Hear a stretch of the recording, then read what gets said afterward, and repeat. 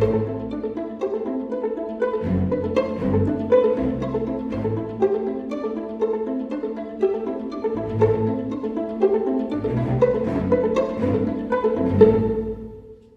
쌤 안녕하십니까?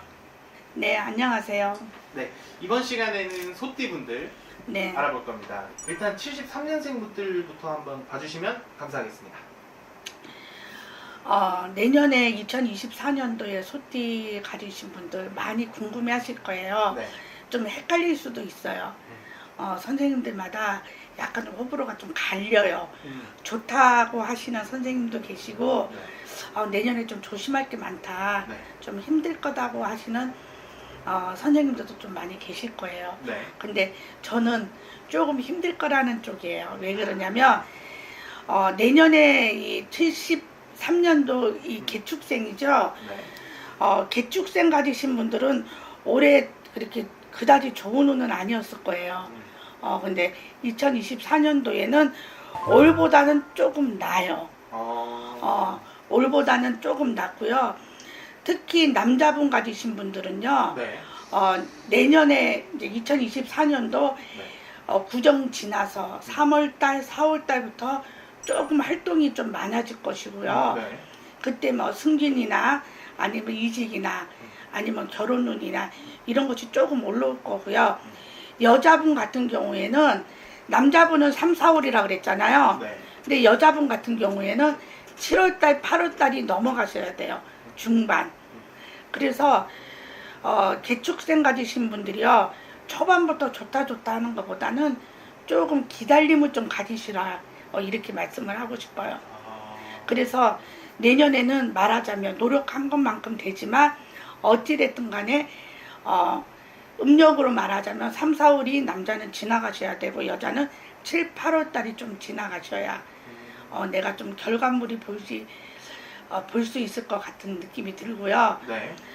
특히 개축생 가지신 분들은 내년에 뭐 금전은 그런다고 치지만 뭐 예를 들어서 투자 같은 거 하시는 분들이 있죠. 네. 이런 거는 내년에 굉장히 좀 조심하시고 하셔야 돼요.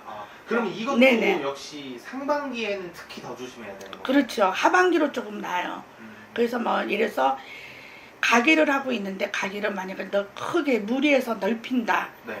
아니면은 뭐 부동산 하시는 분이 있죠. 임대사업 하시는 분 특히 내년에 무리해서 초반에 어떤 뭐 뭔가를 준비해서 사신다. 네. 그러면 하반기에는 굉장히 힘들 걸로 보여요.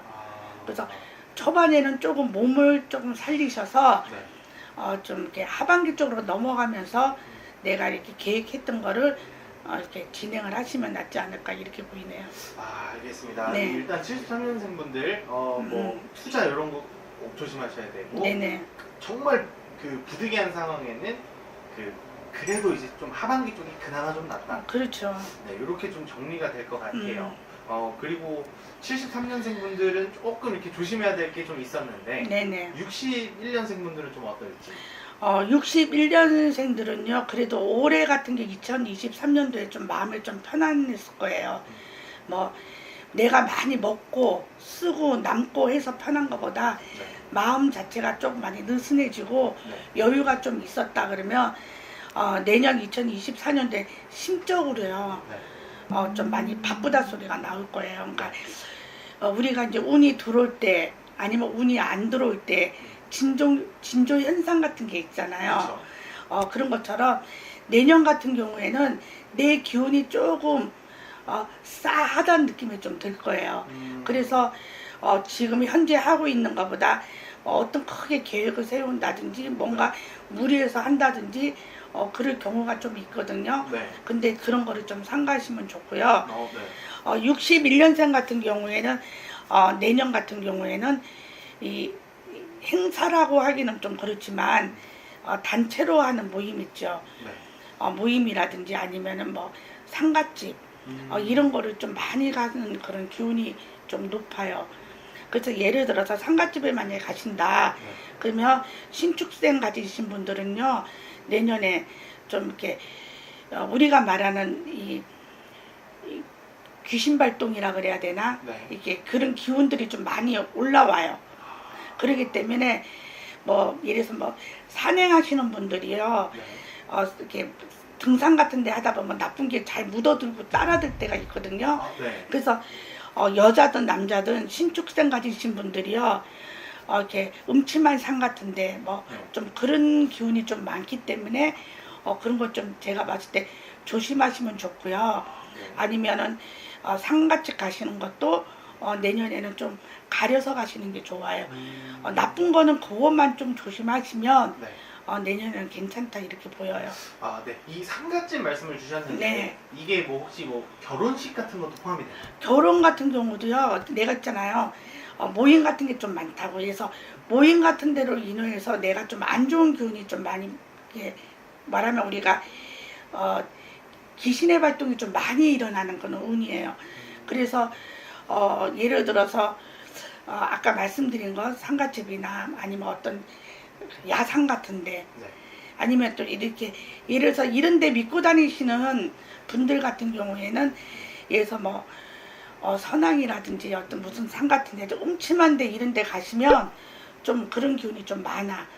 그래서 내년 같은 경우에는 좀 약간 어떠면 61년생이면 나이가 60살이 넘었잖아요. 저 환갑이 넘었죠. 예, 한갑이 넘었는데 이렇게 귀신 발동 때문에 이 무속인 집에 찾아오시는 분들이 아마 좀 있으실 거예요.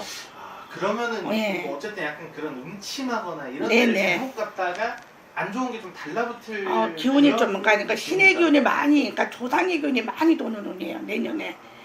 그러니까 제가 이제 철학으로 보는 게 아니고 신점으로 보기 때문에 그런 게 네. 보이니까 말씀드렸고요. 네. 특히 예를 들어서 뭐 산소 감묘를 한다든지, 네. 뭐 산소 이장을 한다든지, 네. 뭐 이렇게 조상님들이 뭐 이렇게 그 산소 이렇게 뭐 하는 거 있잖아요. 네네네. 그런 거를 만약 하신 계획이 있다 그러면 내년에 안 하시는 게 좋아요. 네.